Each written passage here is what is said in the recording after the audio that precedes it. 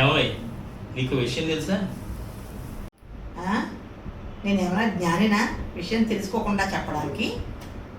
నువ్వు జ్ఞానివో కాదో గాని నేను మాత్రం నీ ముందు అజ్ఞానిని. అందుకని తెలిసేమో అని అడిగాను. సరే చెబుతా విను. ఇప్పుడు మన రాజమండ్రిలో 100కి 90 మంది డాక్టర్లు పాడు గుణం ఉన్నవాళ్ళు. అదేంటండి డాక్టర్లు పట్టుకుని అంత మాట అనేసారు? ఎవరైనా వీడియో చూస్తే ఏమనుకుంటారు? ఏమనుకుంటారు? బాధపడరు? ఎందుకు బాధపడతారు? అయినా నేనేమన్నానని? 100కి 90 మంది డాక్టర్లు పాడు గుణం ఉన్నవాళ్ళు అని అన్నాను. అదే నేను అనేది. అలా ఎందుకన్నారు? అయ్యో, పాడు గుణం అంటే పాడే గుణం, పాటలు పాడే గుణం ఉందని. పాడు గుణం అంటే పాడే గుణమనా? మరి అదే నిన్ను పదే పదే జ్ఞానిని అని నిన్ను పైకెత్తడం నా అజ్ఞానాన్ని ఒక్కోసారి సూచిస్తోందేమో అనిపిస్తుంది. విషయం చెప్పండి. సిటీలో, మన రాజమండ్రి సాంస్కృతిక నగరంగా పేరు పొందిన ఈ సిటీలో జరుగుతున్నటువంటి అనేక కార్యక్రమాల్లో ఈ డాక్టర్లు పాడు గుణాన్ని ప్రదర్శిస్తున్నారు. ఓ పక్క వైద్య వృత్తిని సమర్థవంతంగా చేస్తూనే మరో పక్క ఈ పాడు గుణాన్ని బాగా డెవలప్ చేస్తున్నారు. అదిగో మళ్ళీ పాడు గుణం అంటున్నారు. అదే పాడే గుణం. ఓ రకంగా ఎస్పి బాలసుబ్రహ్మణ్యం లెజెండరీ సింగర్ ఉన్నారు కదా, ఆయన కూడా పొద్దున్న లేస్తే good morning, good afternoon, good evening అని చెప్పగలిగేటువంటి డాక్టర్లు ఇక్కడ ఉన్నారు. బాలుగారు ఇప్పుడు లేరు కదండి. అబ్బా, బాలుగారు ఇప్పుడు లేరు, కానీ బాలు గారికి బాగా సన్నిహితమైనటువంటి వ్యక్తి డాక్టర్ కంటే వీరన్ చౌదరి గారు ఉన్నారు. ఆయన అనేక కార్యక్రమాల్లో అనేక రకమైనటువంటి పాటలను పాడి జనాల్ని మంత్రముగ్ధుల్ని చేస్తూ ఉంటారు. బాబోయ్, మీతో మాట్లాడటం చాలా కష్టమండి. ఆ మాటకు వస్తే నేను నీ దగ్గర భర్తగా ఉండడం చాలా కష్టం. అయినా ఉండలేదు. అంతేనండి, అడ్జస్ట్ అయిపోవాలి. అయినా కన్ను వంకరుందని చూడడం మానేస్తావా? కాలు వంకరుందని నడవడం మానేస్తావా? అయినా ముక్కు దెబ్బడేసిందని చేదడం మానేస్తావా? అలాగే సంసారము. దిక్కుమాల ఉపమానాలు చాలు కానీ విషయంలోకి రండి. ఏదేమైనా నిజంగా మన రాజమండ్రి చేసుకున్న అదృష్టం పోయి. ఎలాగో ఏమిటి, వాళ్లే కనుక లేకపోతే నెలకో 2, 4 పాటల కార్యక్రమాలు ఈ సిటీలో ఉండుండే కాదు. మళ్ళీ పాడుకోవడం డాక్టర్ల గురించేనా? అదే నీ దగ్గర వచ్చింది. నువ్వు మాత్రం అనేస్తున్నావు, నేను మాత్రం అనేసరికి అదోలా చూస్తున్నావు. అదేనండి పాడే గుణం. చాలా కార్యక్రమాల్లో వాళ్ళు ఏర్పాటు చేయడం ఒక ఎత్తు, వాళ్ళు కూడా పాల్గొంటూ ఎన్నో ఎన్నో అపాత మధురమైన పాటల్ని పాడుతూ వాళ్ళ పాడు కూడా ప్రదర్శిస్తున్నారు. అవునండి, వాళ్ళ వైద్య వృత్తిలో బిజీగా ఉంటూ ఇప్పి గుణాన్ని కంటిన్యూ చేయడం చాలా గ్రేట్ అండి. వద్దులే, మామూలుగానే పాడు గుణం అనే అను. పర్లేదంటారా? వాళ్ళు ఏమనుకోరు కదా. వాళ్ళు ఏమీ అనుకోరు. అయినా ఒకరా ఇద్దరా, ఎంతమంది అయ్యా? వాళ్ళ పేర్లు చెప్తే కొందరు పేర్లు చెప్పి కొందరు పేర్లు చెప్పలేదని బాధపడతారేమో కానీ చెప్పక తప్పదు. నేను ఇందాక చెప్పానుగా, డాక్టర్ కంటే వీరన్ చౌదరి గారు, ఆయన గొప్ప సింగర్.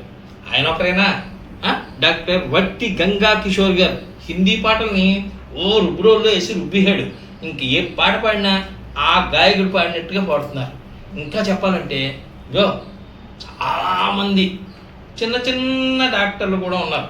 వాళ్ళు కూడా మేము సైతం అంటూ ఈ పాడు గుణాన్ని అభ్యసిస్తున్నారు. ఇంకా చెప్పాలంటే నీకు గన్ని భాస్కర్రావు గారు లేరా? తెలుసు కదా, గన్ని భాస్కర్రావు గారు జిఎస్ఎల్ అధినేత. అయినా సరే ఆయనకి మన భాష పట్ల, మన జిల్లా పట్ల, మన యాస పట్ల, మన పాట పట్ల ఎంత గౌరవం, అభిమానం అంటే చెప్పనలవి కానంత. ఎందుకంటే రోజుకో దేశం తిరిగేంత బిజీగా ఉండే ఆయన మేం గోదారోళ్ళ వెండి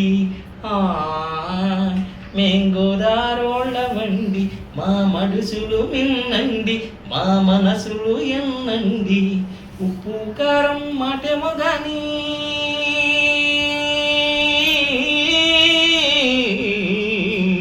ఉప్పు కారం మాట ఏమో గాని ఎటకారం మాకు ఎంతో రుసండి, మమకారానికి పెట్టింది పేరండి. అవునండి, ఆ పాట మీ తమ్ముడు నూజెడు శ్రీనివాస్ గారు రాశారు కదండి. తమ్ముడే. ఇప్పుడు మామూలు నూజెడు శ్రీనివాస్ కాదు, డాక్టర్ నూజెడు శ్రీనివాస్ అతనే రాశాడు. కానీ రాసిన అతను కూడా అన్నిసార్లు పాడుండడు. కానీ గని భాస్కరరావు గారు ఎక్కడ ఏ సమావేశమైనా, ఎక్కడ అవకాశం దొరికినా అక్కడ ఈ పాట పాడుకుంటూ ఉంటారు. అది ఆయనకి మన జిల్లా పట్ల, మన ప్రజల పట్ల, మన యాస పట్ల, భాష పట్ల ఉండేటువంటి అపరిమితమైనటువంటి మమకారం. అంటే ఓ రకంగా ఆయనకి కూడా పాడుకోవడం ఉన్నట్టా లేదా? ఉందండి. ఇక విజిల్ డాక్టర్ రామ్ మనోహర్ గారు, ఎవరికి లేని విద్య ఆయనకి ఎలా వచ్చిందో తెలియదు. ఓ విజిల్ తోటి అనేక వందల పాటలు పాడేస్తూ ఉంటారు ఆయన. అదో గ్రేట్ థింగ్. అవునండి.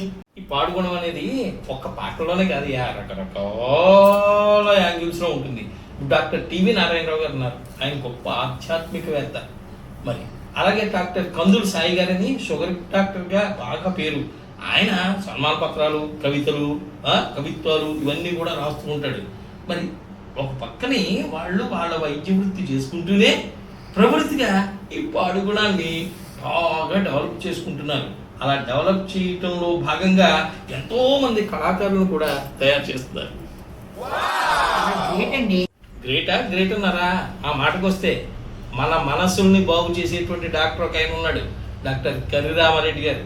ఆయన గురించి చెప్పాలంటే ఇంకో ఇంత పెద్ద బాల శిక్ష అంతా పుస్తకం రాయాలి. ఎందుకంటే ఒక 40-50 డిగ్రీలు సంపాదించాడయ్యా, ఎన్నో కార్యక్రమాల్లో ఆయన సర్వీస్ చేస్తున్నాడయ్యా, ఎంతోమంది మానసిక వ్యాధి నుంచి బయటపడేస్తున్నాడయ్యా. ఇన్ని గొప్ప అర్హతలు ఉన్నటువంటి వ్యక్తులు మన సిటీలో ఉండటం గ్రేటా కాదా? చాలా గ్రేట్ అండి.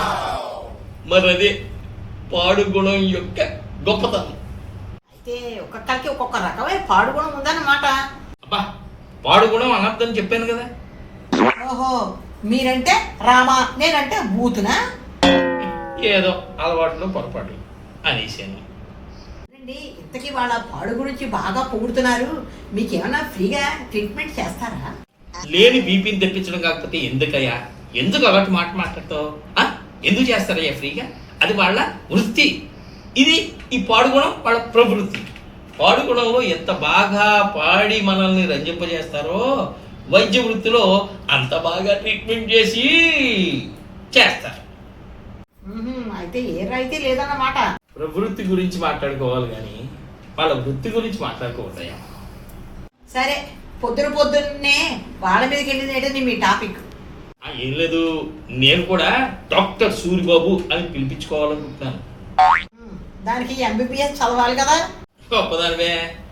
దానికి కోట్లు ఖర్చు పెట్టు, లక్షలు ఖర్చు పెట్టు, లేకపోతే దేశంలోనూ విదేశాల్లోనూ గొప్ప గొప్ప యూనివర్సిటీల్లోనూ డాక్టర్ వృత్తి చదివి డాక్టర్గా అవ్వక్కలేదు. మరి కొన్ని వేలు ఖర్చు పెడితే కూడా డాక్టరేట్ ఇచ్చి పడేసేవాళ్ళు మన చుట్టూ చాలా మంది తయారయ్యారు. డాక్టర్ అనేది అంత ఈజీనా? చాలా ఈజీ. భలే ఉంది. అయితే నేను చెప్పిన డాక్టర్ వాళ్ళు సర్టిఫికెట్ ఉంది చూసావు, అది వైద్యానికి పనికొస్తుంది. ఇప్పుడు మనం అన్నాం చూసావు తుమ్మురిగాళ్ళు, వాళ్ళు ఎవళ్ళైనా డాక్టరేట్లు ఇచ్చి ఇది చేస్తే ఆ సర్టిఫికెట్ మానసికంగా ఆనందం పొందడానికి ఉపయోగపడుతుంది. నేను డాక్టర్ అయ్యానో చెప్పుకోవడానికండి. అయితే మీరు నెక్స్ట్ ఇయర్లో తీసుకుందరు కానీ నాకు అర్జెంటుగా డాక్టరేట్ తెచ్చిపెట్టేయండి. నాకే పెట్టావు ఎసరు. అయినా నువ్వేం సాధించావని? అదేంటండి, పెళ్ళైనప్పటి నుంచి రోజు ఎడతెరిపి లేకుండా సాధిస్తూనే ఉన్నానుగా మిమ్మల్ని. దానికోసమైనా ఇప్పించాలి నీకు డాక్టర్. అప్పుడు నేను కూడా నా పాడు కూడా ప్రదర్శిస్తాను. నాకు ఎప్పుడు చెప్పలేదే నీకు పాడు గుణం ఉందని. అబ్బా అదేనండి పాడే గుణం. ఆ, ఏమోయ్ ఇప్పటికైనా ఒప్పుకుంటావా నువ్వు జ్ఞానివని? ఒట్టి జ్ఞాని కాదు, త్వరలో డాక్టర్ జ్ఞాని. వైఫ్ ఆఫ్ డాక్టర్ అజ్ఞాని. వైఫ్ ఆఫ్ డాక్టర్ అజ్ఞాని. మ్మ్. ఏం చేస్తాం. సర్లే అవన్నీ వదిలే కానీ ఈరోజు ఈవినింగ్ ఇక ఆనంద్ కళా కేంద్రంలో డాక్టర్స్ది పాడు గుణం ప్రదర్శన ఉంది, వెళ్దామా? అయ్యో వెళ్ళకపోతే ఎలాగండి, వెళ్దాం.